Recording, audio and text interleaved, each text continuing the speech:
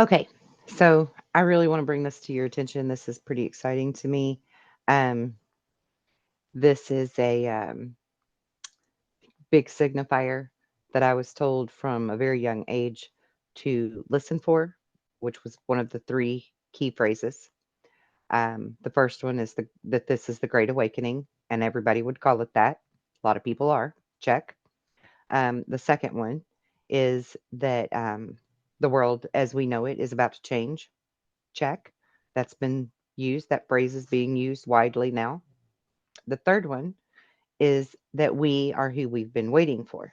Now, granted, Billy Carson says it a little bit different than what I just said, but it's still the same. It's the same thing because us being who we're waiting for means that we do walk this earth just like Jesus with the same ability for miracles to occur.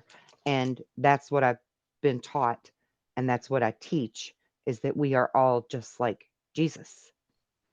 And Billy Carson's phrase is that we are the gods that we've been waiting for.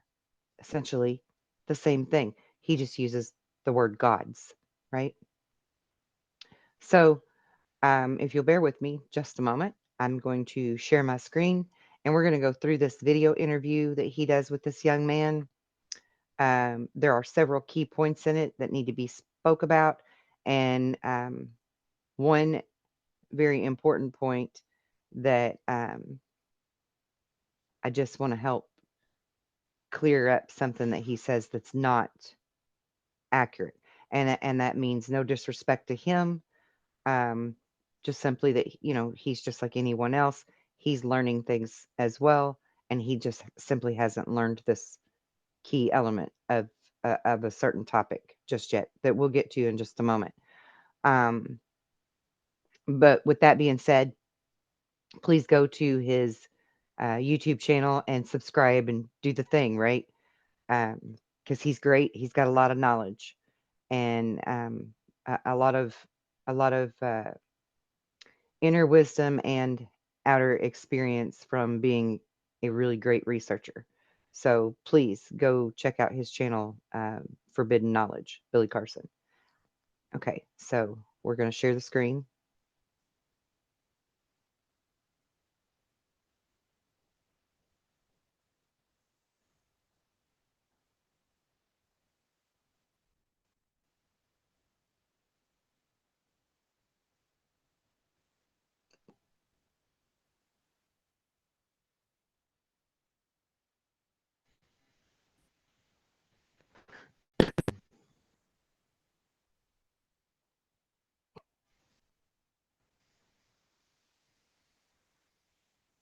I have this lag.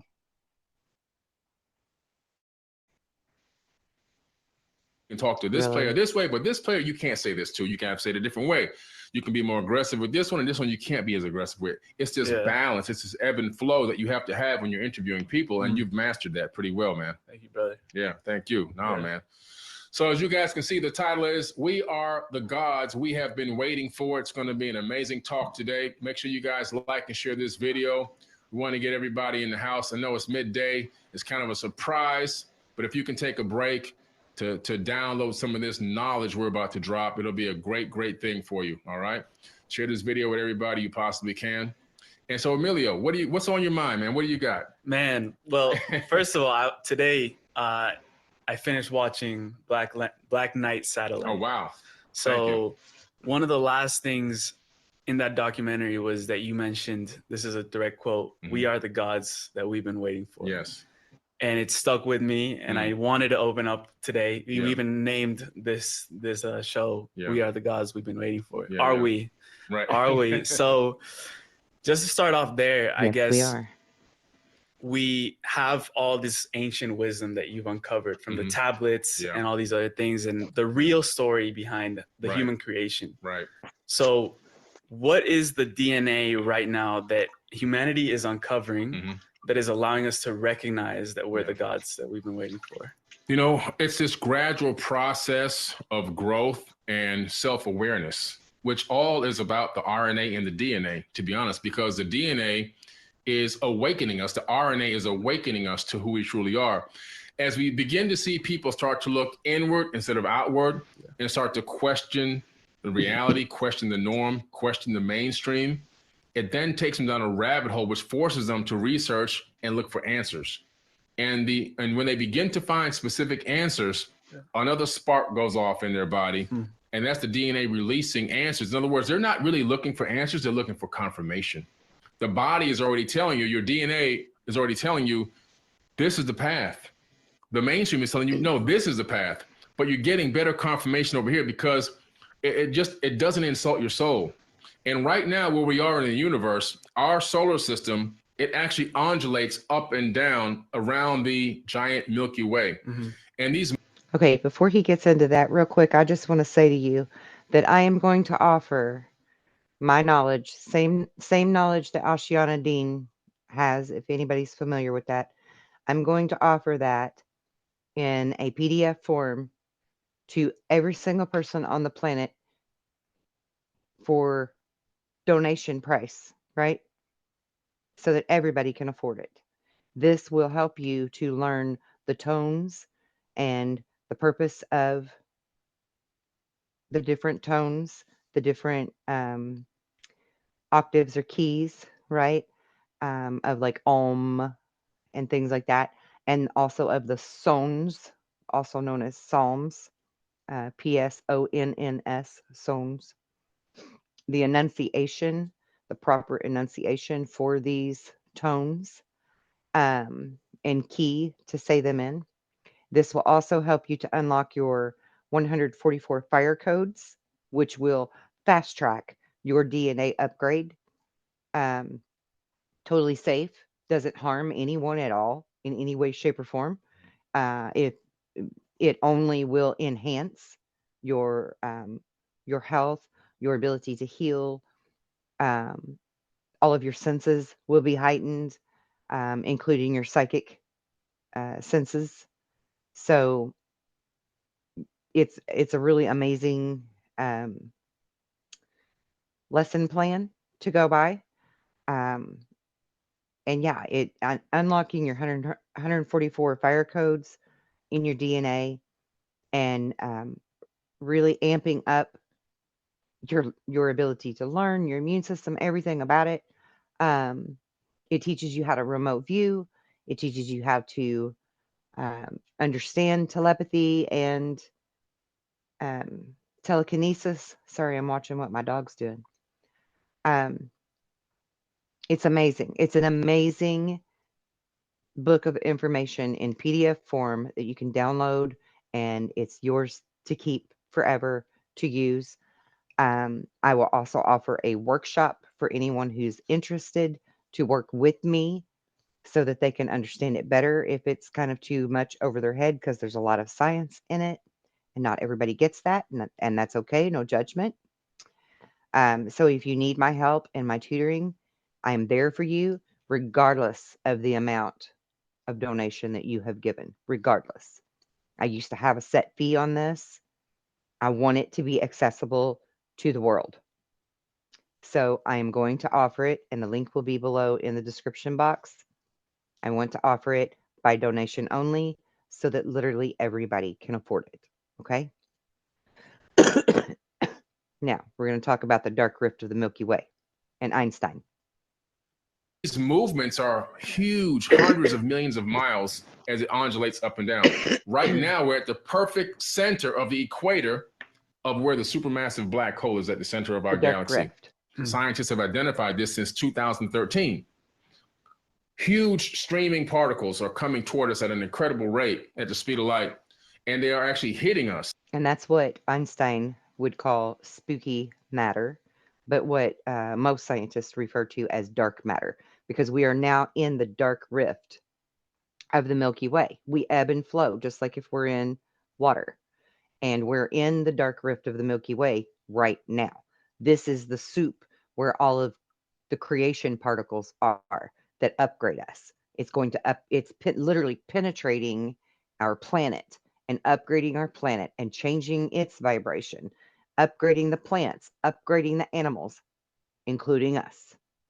And Einstein actually wrote a paper on this where he postulates that the right and the left hemisphere of the human brain will merge and cause us to be forced psychic, to where everybody who already didn't have their pineal gland open, their third eye open, is going to start becoming very aware of the fact that we are all psychic, that this is an innate ability that we've just lost connection with, which is what I teach to everyone. So please hang in there and listen to the rest of this. This is crucial, exciting times and information.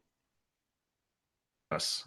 And those charged particles and that particular type of radiation, it actually penetrates into your body and it begins to ping your DNA Ping, ping, ping. and it begins to re-encode it.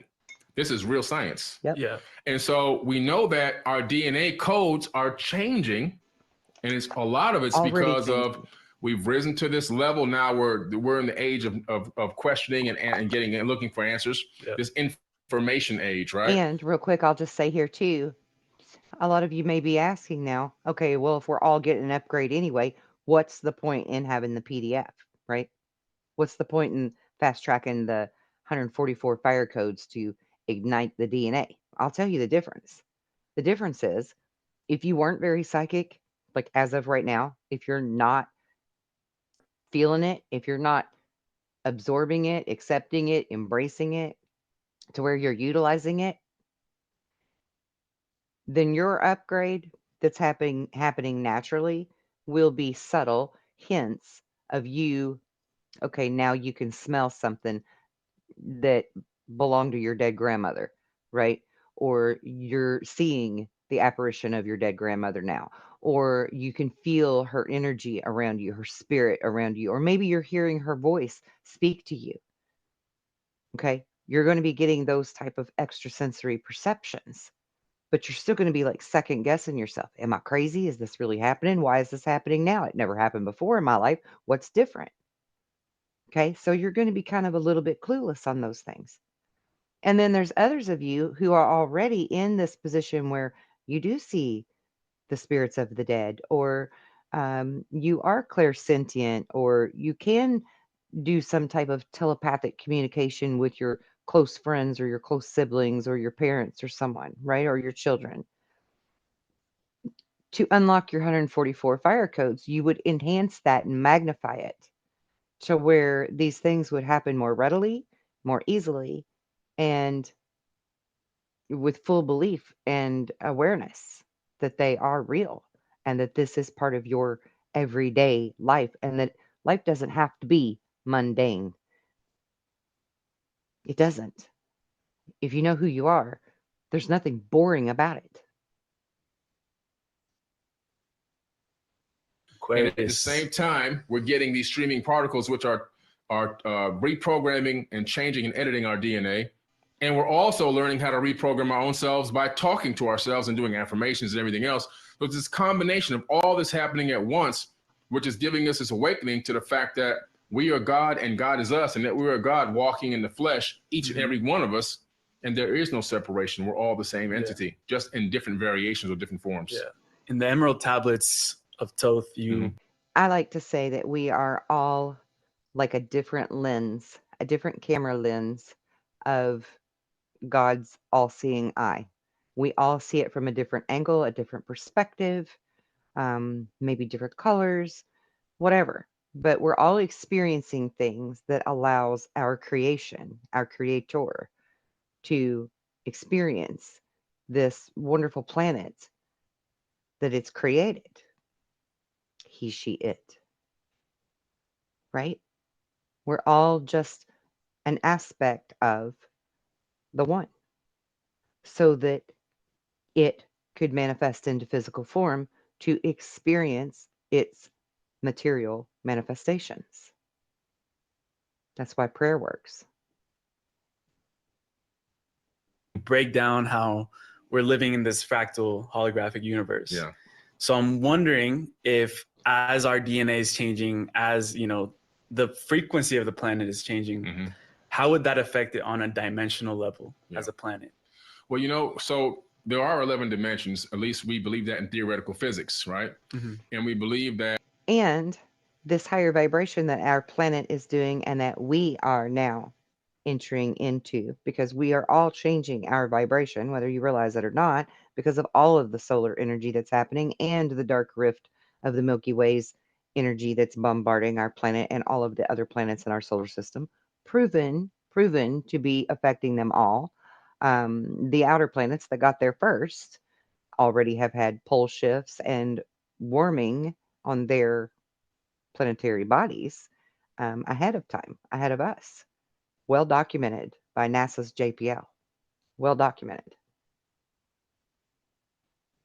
That now through real science that the brain is connecting to 11 dimensions. I just did a huge lecture on that the other day. Oh, but that was my point. I lost my train of thought there for a second. We're actually opening up our perception to more dimensions because the dimensions are always here. We just can't perceive them, right? It's like you need those red lensed special optical tactical gear glasses to see the spirit world or to see aliens that would otherwise be able to render themselves invisible to you. We're going to be able to see those things more readily, more easily, because the vibration is changing, which I personally think is why so many more UFO and alien sightings are happening now. Day where scientists and laboratories have now understood now that the brain, the synapses between the connections in the brain, the neurons, are phasing in and out of the third dimension and connecting potentially in the theory to higher dimensions all the time. And so that means that the earth itself, which is conscious, the earth itself is actually conscious. It's also connecting to these higher dimensions. It has a capability of phase shifting consciously to higher levels of thought and awareness of its own self. It always has had the ability to connect to these higher dimensions, just as we have too. But because we aren't naturally connecting anymore, we've been unplugged or disconnected, and our vibration and the Schumann resonance is the echo of the heartbeat of Earth between humans, right? Symbiotic with each other, much like the trees and humans. Anything that breathes oxygen needs the trees to survive, and the trees need us to survive because we exhale the CO2 that they need to live and survive. So we're symbiotic with each other. The earth is the same way. So if multitudes of us, the majority of us, tips the scale of balance to a lower vibration, then we keep our planet from connecting on a higher vibration. You see?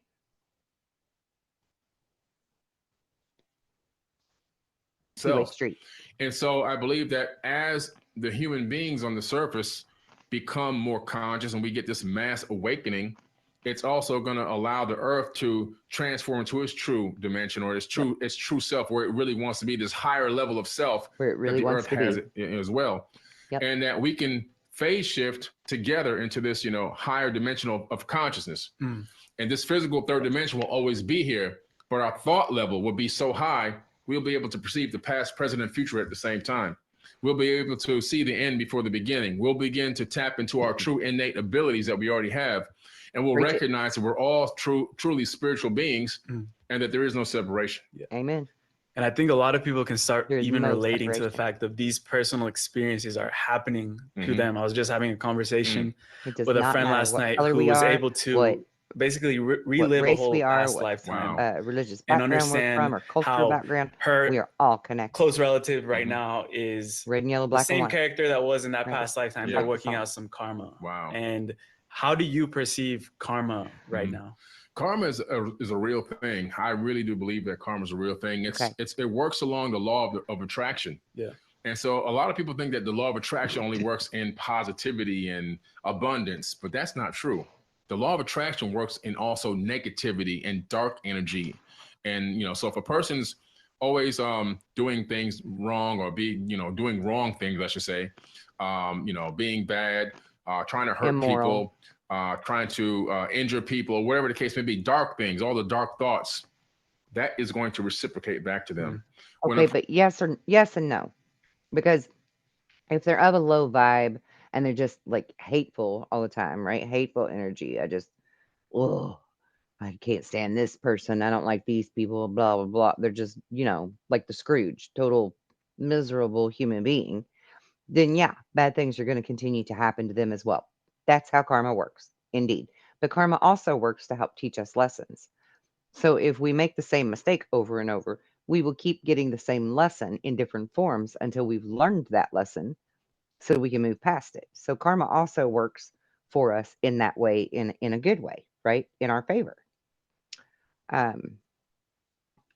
Perspective. It's all about perspective.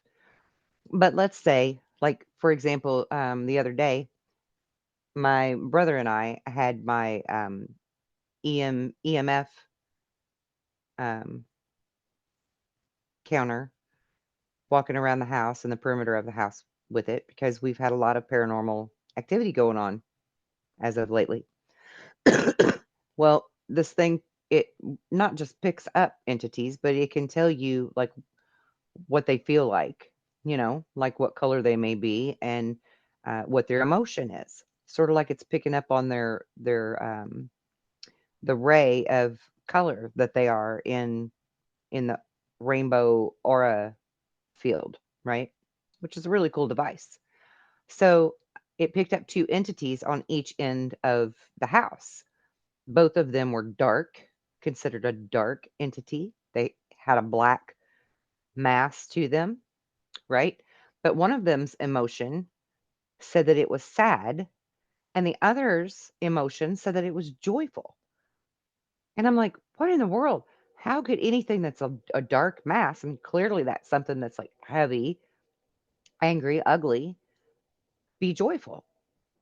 And then I realized, oh, okay, well, it can be joyful because it actually gets a kick out of trying to scare people, right? Or being malicious or mean or devious or whatever, right? Like it actually enjoys it. It feeds off of that. That's that whole loosh kind of a thing that I talk about sometimes, right? So that one, it's joyful. It likes doing what it's doing, right? It's enjoying being that dark entity, whatever it is. But the other one is sad. It doesn't want to be the dark entity and it's sad for being there, right? And so it still has hope of coming back from the shadow aspect of it, just like we have a shadow side and a light side, so do dead spirits. And it still has that hope, that opportunity of free will to come back to the light, right?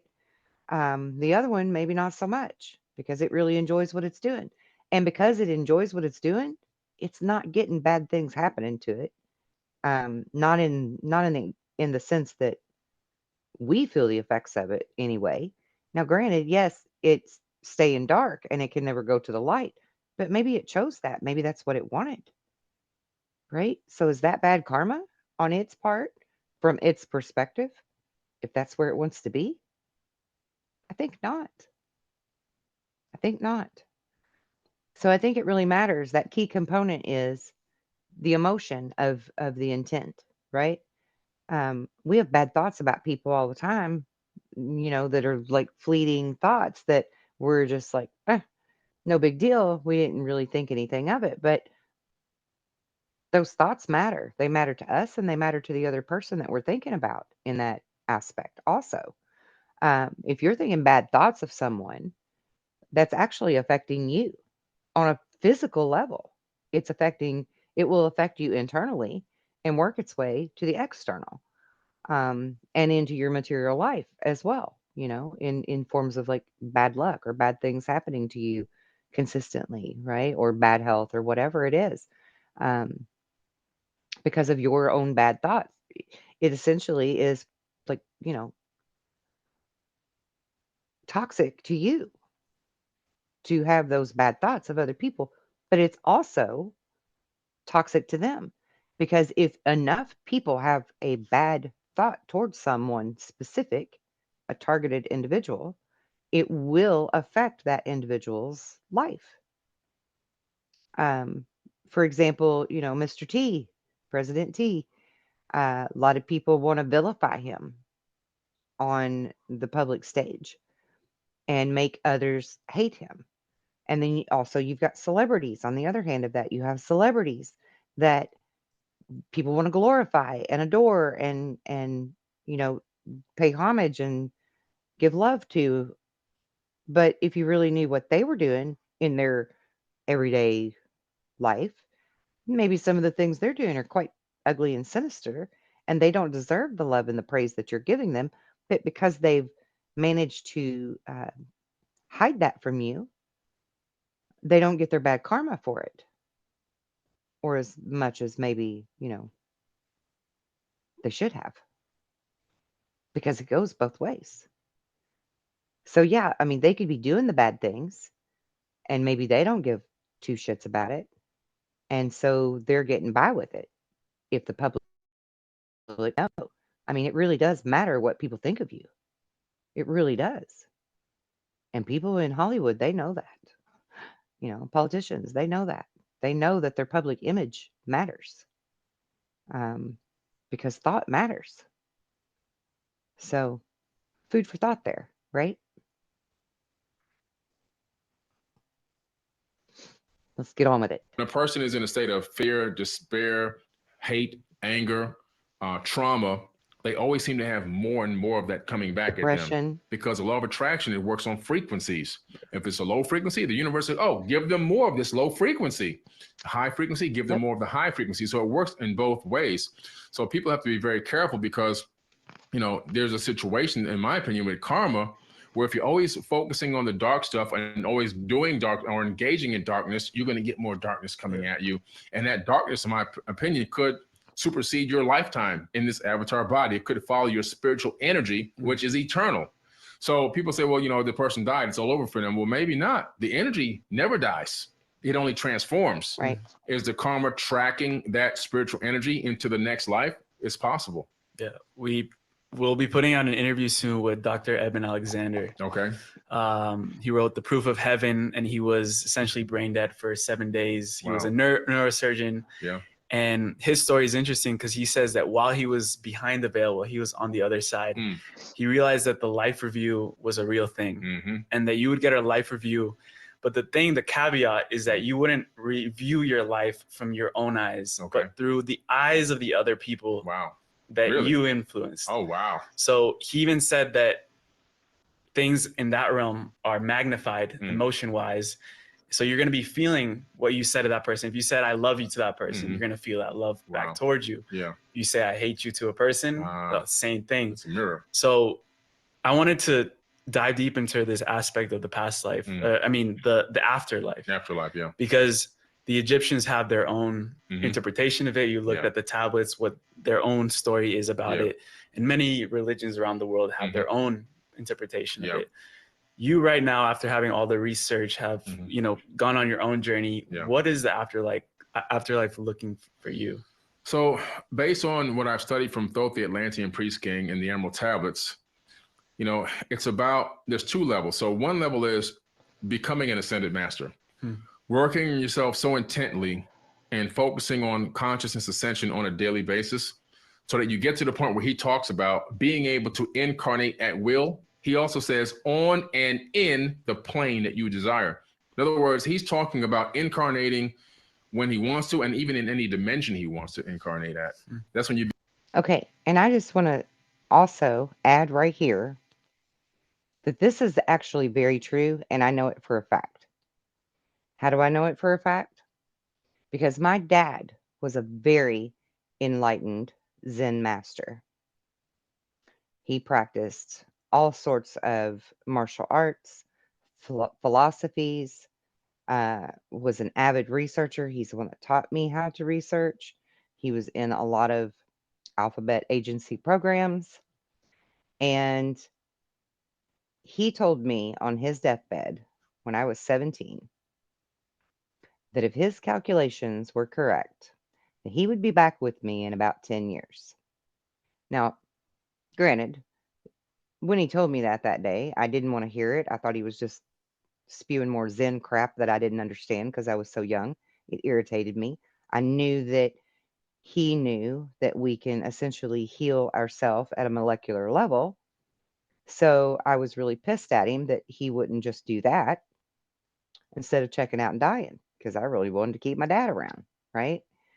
But my dad was done with that life that he was in and was ready to come back and do this again in a different life, right? And in a healthier body. I'll put it that way. And he knew that he wanted to reincarnate with me and continue this journey with me because he and I had a very special bond in the things that he taught me and helped me to hone for who I am meant to be. So, I got past that, and a few years went by, and I really never quite understood what he meant by that. That if his calculations were correct, he would be back in about 10 years. I'm thinking because because he was a math wizard, he was a mastermind at math. In my opinion, he had just figured out some crazy special formula to how long it takes to reincarnate. But really, in hindsight now, I realize that the reason that he was calculating approximately when he would be coming back is because he knew that he was going to be waiting for me to be ready to continue my journey. That I'm going to have to go and live some life and go through some muck and learn some things along the way and test this out on my own and figure out how to spread my own wings and fly on my own independently without his tutoring, right? Without his mentoring. I even actively sought out other mentors to no avail before I realized I was supposed to learn so much of this on my own. But by the time I was really ready to take this completely serious and go 100% with it, full throttle, I was 27. I was having my 4th child. 2.5 years after I had her, which everything about my pregnancy with her was a complete medical anomaly. Doctors could never explain it. And that whole story is in one of my videos way back, 2 or 3 years ago when I first started. Excuse me, 3 or 4 years ago when I first started. If you want to go dig through those, because she was actually a triplet. Weird story. Lots of things happened. Lots of UFO visitations happened that same year that she was 2.5. And she came running down the hallway one day and jumped into my lap in my kitchen chair, put her little hands on each side of my face, and said to me, beaming with joy, she said to me, "I used to be your father, and you used to sit on my lap just like this." And she threw her little arms around my neck and squeezed me just as tight as she could.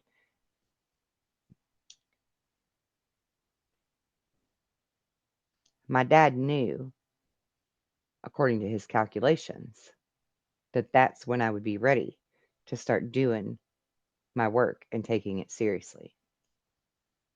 His calculations were correct. We can pick and choose when, where, and what we come back as. My mother just passed away at Thanksgiving, and she told me that she wants to come back in the form of a baby puppy that finds its way to us. She wants to be a puppy, not a person. And I bet you that's going to happen too, because we can actively choose where we go and what we do.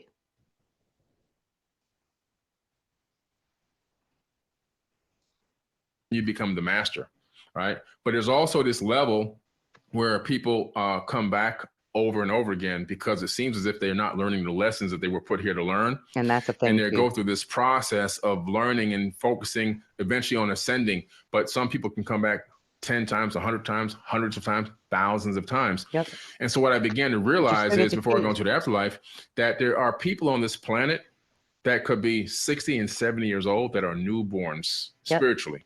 And there's people here that could be 15, 20, 30 years old that are ancient, super ancient. Right? Because like out of the mouths of babes, children these days are so wise beyond their years, it's almost scary. Right? And I, in the past 4 years of doing this openly, publicly, have had thousands of clients that were over the age of 50 and 60 who are like babies almost in their soul growth. And that means no disrespect to them whatsoever. Because I think it's huge, absolutely huge, enormously brave and beautiful of them to be learning this at their age. Wonderful. It's exciting and wonderful. And it shows this whole new level playing field of respect for everyone, regardless of our age or our color or our creed or anything, right? It's a really beautiful thing. People, they could have been here already 1,000 times. They're finally getting it now. They're on old their path to souls. old souls. Yeah. Exactly. And so you have this dichotomy there between people that appear to be physically old, but actually are brand new babies. And I think that when you get into you're talking about the afterlife, we're talking about entering your spiritual energy, reconnecting with source, your higher self. I think that we're all connected to a higher self, and that the voice we hear in our head talking to us, we might mask that voice and make it seem like this deep voice and this, but really it's really our voice. We morph it into something else. When you begin to truly hear your own voice in your head, that's you talking to you from a higher plane of existence. And I think that once this avatar body ceases to exist and work and it releases your spiritual energy, you reconnect with your higher self in a higher dimension. And you begin to see things for what they really, really are. Yeah. Like the ancients say, the ancient Aboriginals that I sat with in Australia, this is sleepy time. They call this sleepy time. In other words, this is an illusion. This is a dream world. And that the real world exists when you die. Well, so not we're now, just waiting to we're wake in the up. Great Awakening. Yeah. And I was mentioning to you right before we started recording, Dolores Cannon, and I'm reading her books right now. Just studying her work is fascinating. But one of the things she mentioned right now is that there's waves of volunteers that are coming onto the planet to work with light and elevate and help humanity evolve. And I firmly feel like Billy Carson is one of those light workers that's in that same group with me. I really do. He's a beautiful soul and great researcher. Yeah. Thoth, in this book that you mentioned, when you break down the tablets, he uses the word a lot, the children of light. Yes.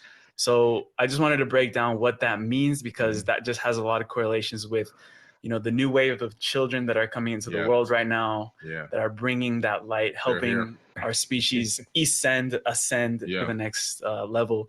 So what are the children of light, and how both saw it and how you see it as well, like with the future generations? Oh yeah, that's a great question. The children of light are these indigo children that you see popping up all over the world. The younger generations that are coming in with the old soul mentality and consciousness, but also not grasping on to the fake illusory concepts that were forced on them as children. They were able to override that programming code like this. They knew right away that information is dogma. That information is not accurate. That information is false. I'm here to talk about this. I'm here to learn this. I'm here to teach this. And these are people that have agreed, in my opinion, to come here and assist in the launching of mankind back towards the golden age. And there are literally millions of people that are here right now as we speak. Some are babies and some are even adults now that are here for one purpose and one purpose only: to help usher mankind back up to the next golden age. Thoth, who called himself a son of Atlantis, and he also called himself a son of man, which is ironic that Yeshua, aka Jesus, calls himself the son of man in the Bible, right? Yep. And he said his mission is to help man find and seek the light. He used to travel the universe from watching civilizations rise and fall. That takes a long time. To watch. He's been around. He's been around, right? Been around. But that man truly always wants to seek the light, and that we will get back to a golden age, that the golden age is within our reach. And his mission was to help raise mankind back up. In other words, we had been there before to a high level of civilization. Yeah. So that takes us back, I think, to Atlantis. And some of the things that you've discovered about Atlantis, because obviously Thoth, the Atlantean, he was coming from that land and that civilization. For some reason, it fell, and there's many interpretations of it. I know. And let me just tell you what I have recently learned in my own experiences and memories about Thoth and Atlantis. I came here with a knowing that my true father's name was Atlas, and I came here with a knowing that my grandfather's name was Poseidon. Had no inkling through my entire life that the two are even related mythologically. None, because I don't know a lot about mythology, just like I don't know a lot about these um, spiritual guru type people that everyone watches and follows and talks about. Like Abraham Hicks. When somebody mentioned Abraham Hicks to me, I thought that was a man. I didn't even realize that it's some woman that channels Abraham. Like, I did not realize that at all. Because I just am not, that's not where my interest is. My interest is in researching and finding facts to all of my truths.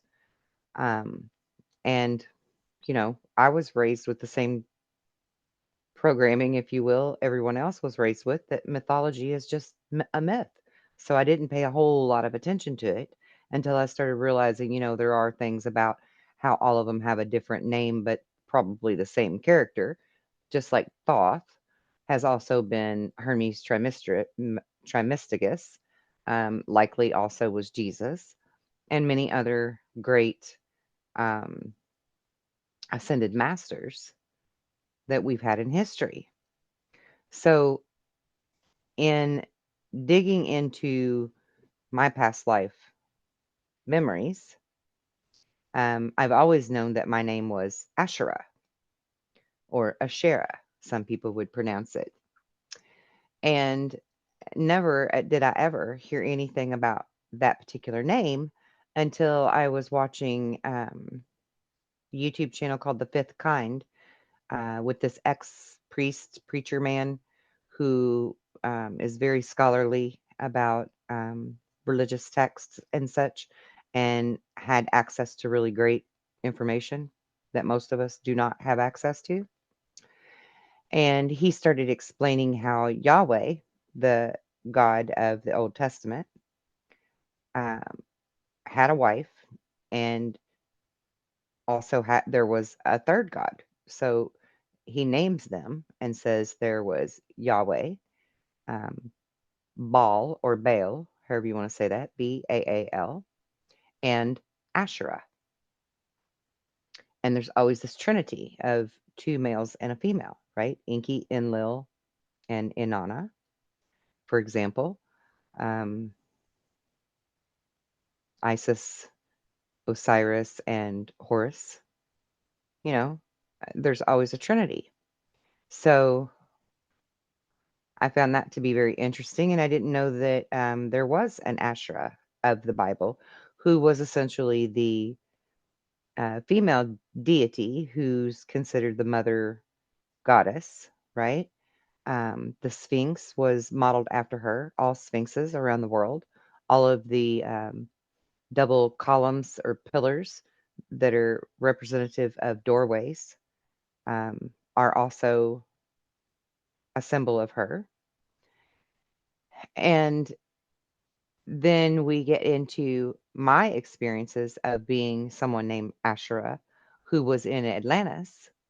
And then I learned also through this gentleman on the Fifth Kind channel that um, Asherah was one of three daughters of Atlas, and that he was one of three sons of Poseidon that were given dominion over different places on the earth to, go forth and multiply.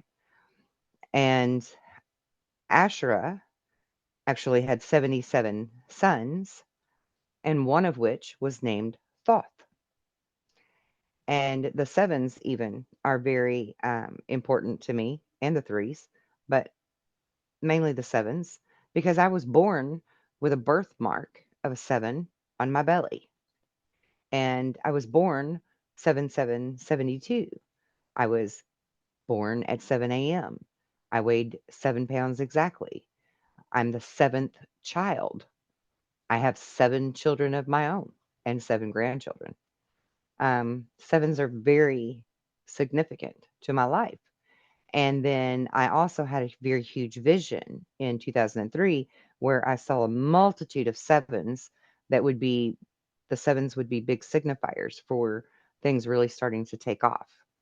And so, and that stuff has also happened. But so this is very interesting information for me, and I'm learning as I go as well, and remembering, just like everyone else is remembering who they are and waking up to their true potential.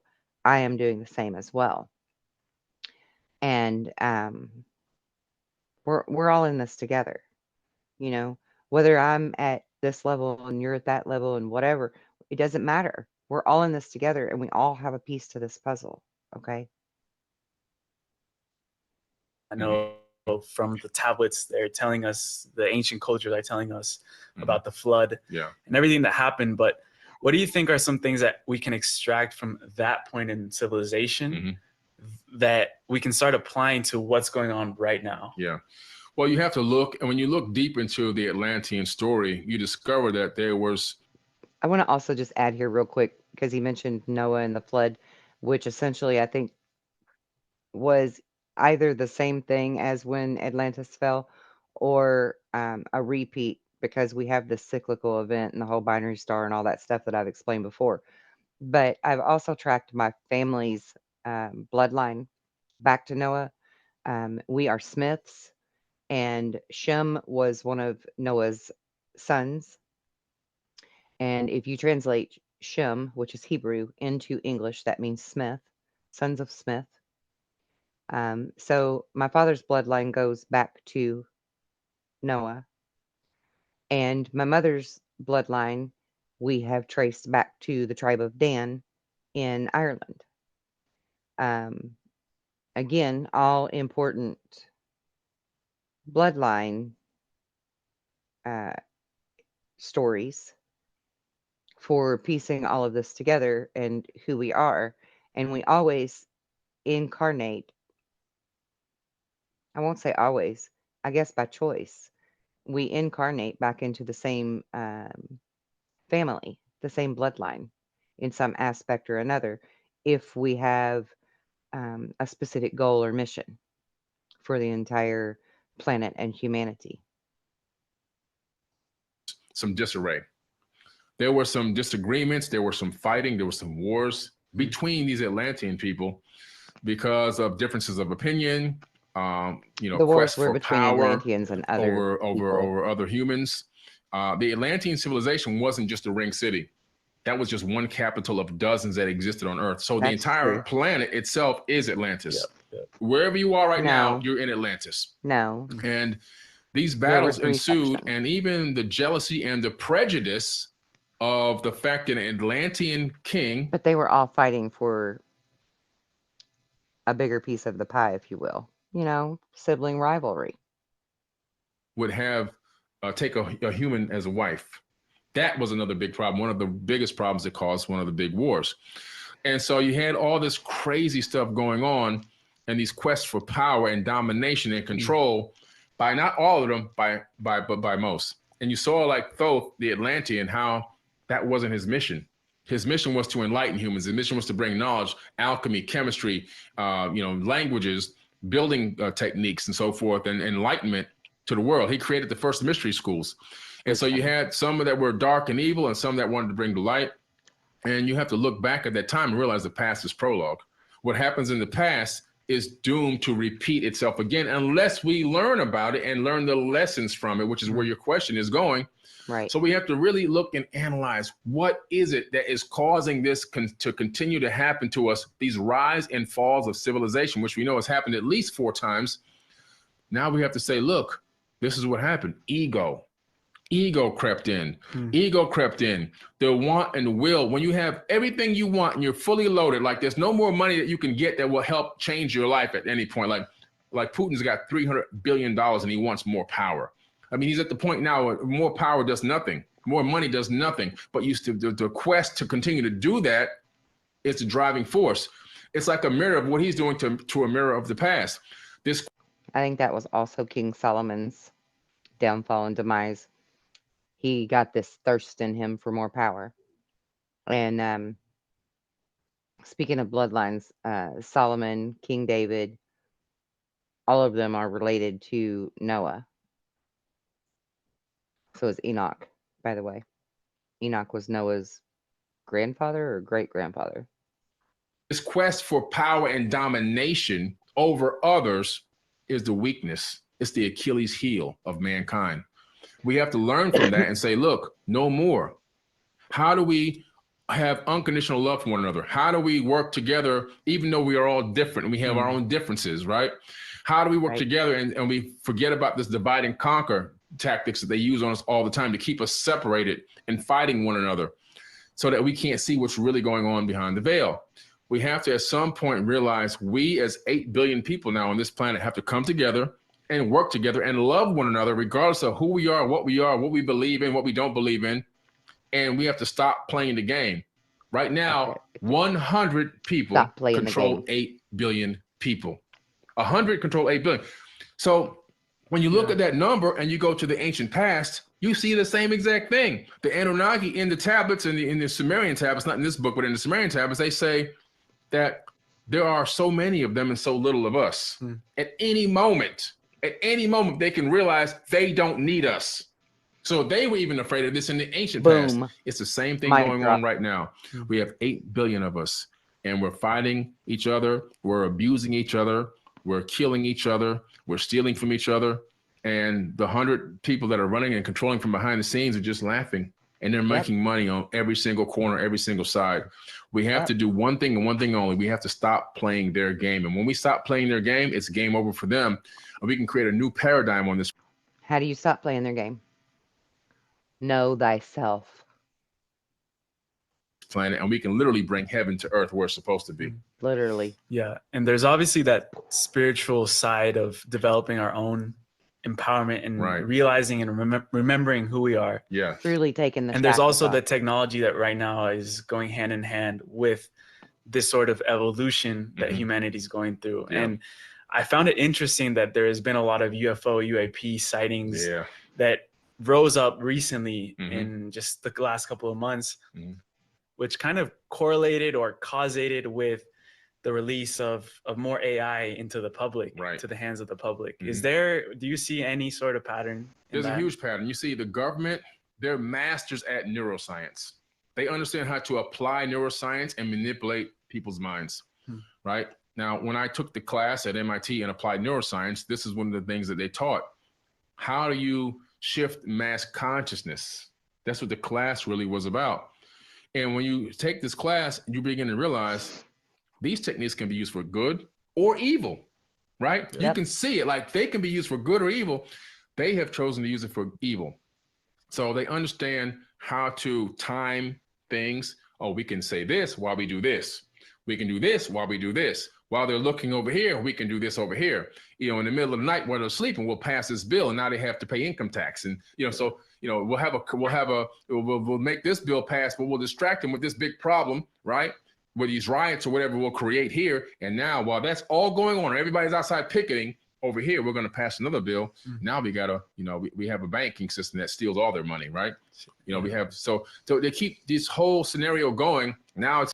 And what he's actually talking about with this neuro programming, it's actually called NLP, and it is neuro linguistic programming, right? NLP. Did I say that right? Yeah, NLP. I too took a few classes on this, and this is like no joke, for real stuff. Trains your brain how to neurotransmit to give you certain parameters, right? And we're in very narrow parameters, the way society teaches us and the public school system owned by the government teaches us. It's very narrow pathways, right? It doesn't allow us to be as open as we can be. And there's actually free online courses that you can take on this now. So if you're interested in broadening your synapses pathways, go check that out. It's UAPs and UFOs. two agendas. One agenda is money. There's nobody else to destroy on this planet. We've literally gone to every country and every continent, and we've destroyed everyone. We've installed our puppet dictators, and we've created our, our resource plan where we can steal resources from those lands, give those people peanuts, and we can make trillions of dollars. Now, we got the, of course, you have the banking systems that we've installed all over the world. Okay. And now, okay, there's no more war machine to use. There's no more money to gain from the people to say, we need this $7 trillion to go do this. So now it's got to be space. So now by saying, hey, there's stuff up there that can kill us. It's a threat to our national and global security. Now people are going, oh my God, they can't stop these things. They're too fast. If these things wanted to kill us, we'd be gone. Yeah. I mean, think about this. A civilization that can travel at 5,000-6,000 miles per hour and then make a 90-degree banking turn on the drop of a dime, and an F-22 can't even touch it. They're probably not going to come down here with guns blazing. If I had a kind of a civilization like that and I wanted to take a whole planet, I would just drop something in the atmosphere. And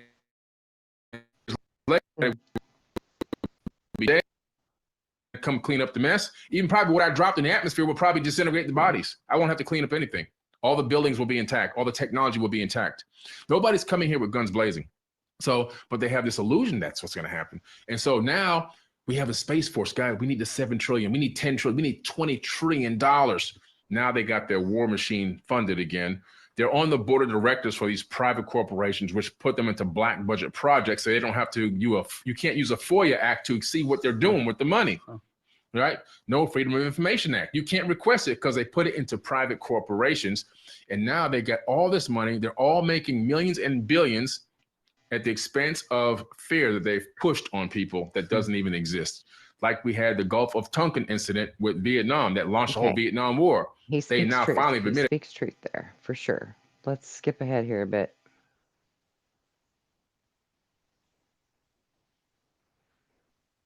All right, we'll just give that a second to load. Discovered that our brains can our thoughts, our synapses can quantum entangle with other thoughts that exist in space-time. Yeah. Now it's real science. And you can get that information if you can discern it and understand what that just was. And then the next step is, can you act on it? So my ability or my superpower has been the ability to be able to get those epiphanies and recognize that I just got an information from the source out here, from the Akashic Records, whatever you want to call it. Now, what do I do with it? Is it something that I can utilize in what I'm trying to accomplish as my mission here on Earth?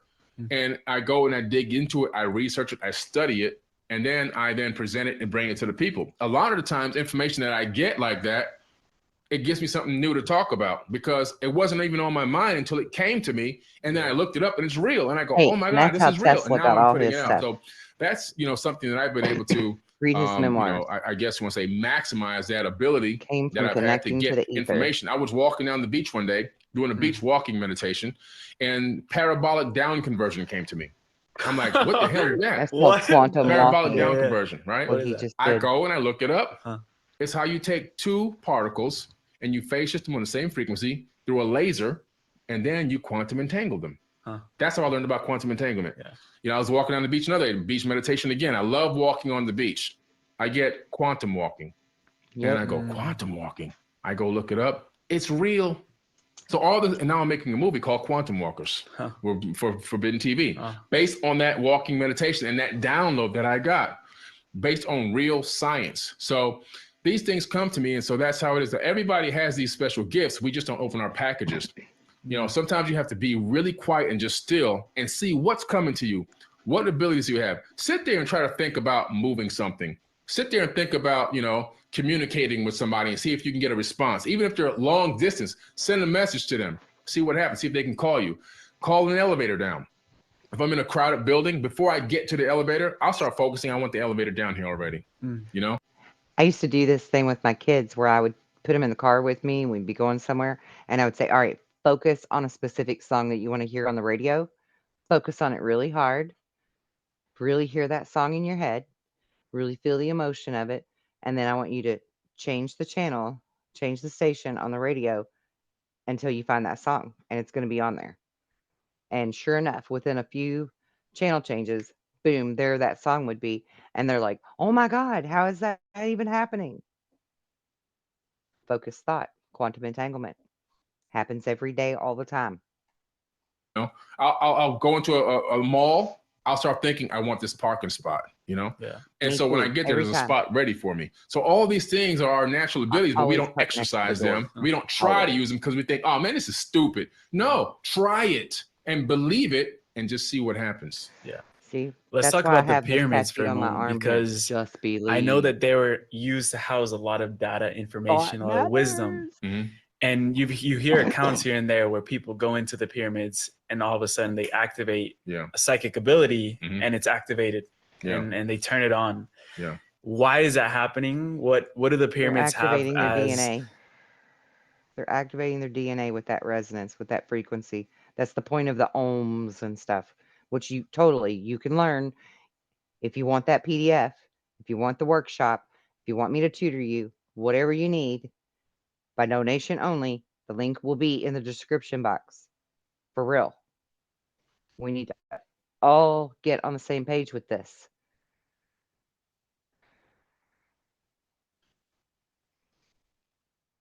I think it was. I took a helicopter into the Grand Canyon. Mm-hmm. We went right down in the... That Grand Canyon thing's a whole nother story we'll talk about some other time. This is running kind of long. I want to bump through here and find the other key points real quick. See this gigantic warehouse. It's got a giant NASA logo on it. It's massive. It must be about 100 yards. It looks like a football field. That's out in the middle of the desert near the Giza pyramids. I don't know what that's about for sure, but again, I'll have the link for this so you can listen to it in its entirety. Will that we've had. Yeah. So when we're looking at from an outer perspective, mm-hmm. these Anunnaki people, I've heard a lot of talk about the Galactic Federation. Mm-hmm. So have you found something that relates to the Galactic Federation in these tablets or in your own research mm-hmm. that indicates that there is this confederation that is getting together different species from different universes to... What would be the purpose of this Galactic Federation? I haven't seen anything in the text that lays it out in that way. Yeah, I do know that in the Sumerian tablets, the Anunnaki call this being or entity the creator of all. And they say that this creator of all has rules and guidelines that they've broken. I don't know if the terminology creator of all refers to a federation or if it refers to one entity, but it's something beyond what they themselves are. And they said that they will have to answer to the creator of all for what they've done on this planet. Yeah. So there was a certain level of fear in that statement. And so it's not clear is it a federation? Is it one entity? Is it God, the real true creator of the universe? It's not really truly clear. The Aboriginal people told me their handed down verbal history for thousands of years is that they were seated on this planet by the Pleiadians. Some beings in the Pleiadians brought them and put them on this planet. And it's the same story as the indigenous American people, right? The indigenous natives. You're not supposed to call them Indians because Christopher Columbus called them Indians because he was lost and ended up in the Caribbean and he thought he was in India. So he started calling them Indians. That's why Indians are offended when you call them Indians. In that sense. They're indigenous natives. Had to put that out there. Anyway, so very good. Drop it in there. Soapbox. Again, they are talking about the star. Soapbox moment. Anyway, the Galactic Federation is totally real. Totally real. Something that has happened, and that's not the first anomaly being recorded by an official source of something coming out of the ocean. And for that reason that we don't know about it, do you think it's... Yeah, Columbus really did report that. That was in his memoirs. That's what he's talking about there. Communication. Open communication, talking problems out, figuring things out. And the fact that they were already free until we came and stole the land and now said, now, because we're here and we stole it from you, now you have to pay us to be on top of it. And if you want to pay us, that means you got to work for us. Okay. That's a whole nother thing there. how do they figure this stuff out? How do they know if I do this, this, and this, I'm going to have this experience, or I'm going to heal this or cure this? You know, it's amazing. That's when you really truly are one with nature. Nature tells you. Yeah. The information is coming from nature to you, and it's talking to you, and you're able to discern it. And these sages and these wise men and these elders, they have learned these techniques, and they figured out how to connect with nature. And when it's called reading the energy, listening to it. This is how I heal people. This is how I heal myself. This is how I read your energy to be able to help you better. This is how I can see your future and do a perfect psychic tarot reading for you, because I read this energy, and you can learn to do this too. When they do this and they have these experiences, they gain the real wisdom and the knowledge, which they bring back to the people. And, you know, so it's a lost art. Now it's, unfortunately, a lot of people are doing these plant medicines just because they want to have the experience, but they don't want to learn and grow from it. They just want. Right. He's talking about using ayahuascas and cacao and things like that. And people are just kind of abusing that now and not respecting it and using it for what it's meant to be used for. You bring your first harvest, the best of the best. You eat the second or the third worst. Give them the best. And that's how they did it, through the worship gene. Yeah. The ultimate pimp game. Yeah. And worshiping, I think it also plays out in our interpersonal relationships where we give our power outside to someone. Yeah. And then that all starts a whole dynamic in our relationships as well. It does. And I just wanted to mention that because a huge part of this movement is going to require us to take that power and bring it within ourselves. We have to deactivate it. To deactivate it is difficult because this need or this feeling to want to do that is so strong inside of us, because it is a code, and it's a programming code activated in the avatar body. Yeah. You have to begin to realize what's going on with your thoughts. So you have to become the observer of your thoughts and realize that you're not your thoughts. You are the observer of your thoughts.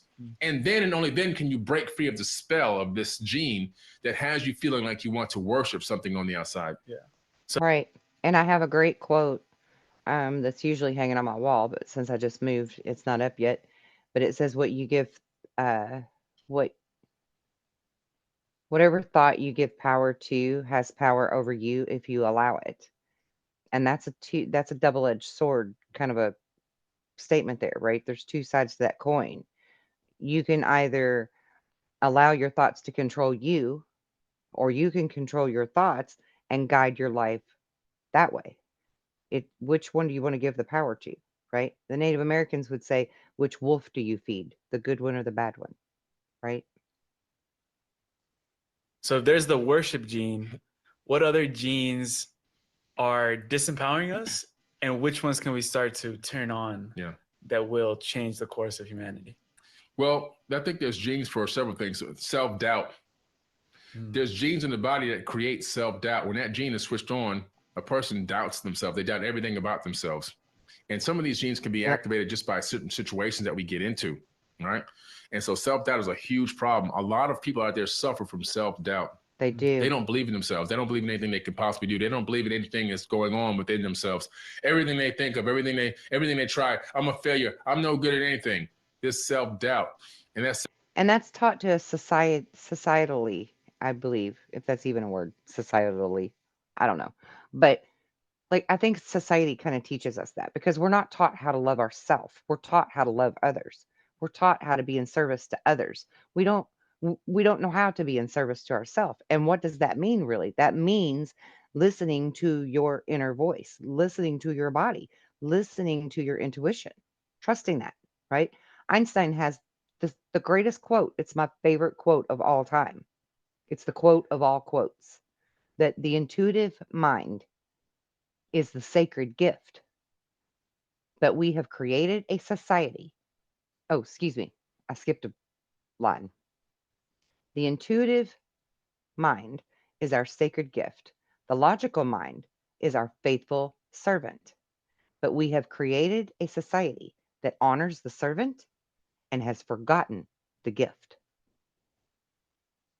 That's huge. That's huge. And if we really knew who we are, who we truly are, we would all love ourselves. You would love yourself. You would have respect for yourself. You would have trust and belief in yourself, and you would want the best for yourself. You wouldn't be so willing to be the martyr or the one that self-sacrifices. Not that service to others is a bad thing. Don't get it twisted. It's great to be in service to others, but you have to be 100% yourself in order to be 100% to others. And you can't be that if you don't believe in yourself and you don't know thyself. You just can't. Self-doubt gene turns into bad karma because it's a negative energy that goes out, and then the universe sends you back more negativity, more problems, more issues, making you feel like you're even more dumber or worse than you even were before. And so that's a vicious cycle that you can get into. I think that what people can do really to focus on not looking for all the bad that's in them, but focusing on the affirmations and knowing that through positive affirmations, scientifically proven in peer-reviewed studies, can begin to rewrite your DNA and activate positivity within your gene code. So if you there's a great one, a 3-6-9 technique. You can write down 9 affirmations about yourself. You can speak them out loud 3 times a day, right? Every single day out loud, saying them actually out loud. And you can do that for a week, 6 days. You'll begin to, at that point, begin to rewrite. And if you do it again and duplicate it again and then duplicate it again, more and more of your code will begin to be rewritten. Scientists showed that if you consistently. And that is true. If you're consistent with that, it becomes a habitual habit. The more you say it, the more you believe it, the more it becomes real, right? That's fact. That's scientific fact. And you are welcome to do this. You are also welcome to click that link below and get yourself that PDF. Sign up for a workshop if you need it, mentoring, one-on-one, whatever you need, and fast track this. Because unlocking your 144 fire codes, among all the other multitudes of amazing things that are in there, grid work, ley lines, remote viewing, all kinds of wonderful things are in there for you to learn and utilize. It gives you self-esteem. It gives you self-awareness. It gives you self-love. It gives you self-power. Go get you some power. Let's do this. Slaves no more, right? All right. I'm going to cut it there. I will provide the link to this video, and I hope you've enjoyed this presentation. Please leave a comment down below. I love hearing all of your comments. I love the interaction with all of you. And until next time, peace out.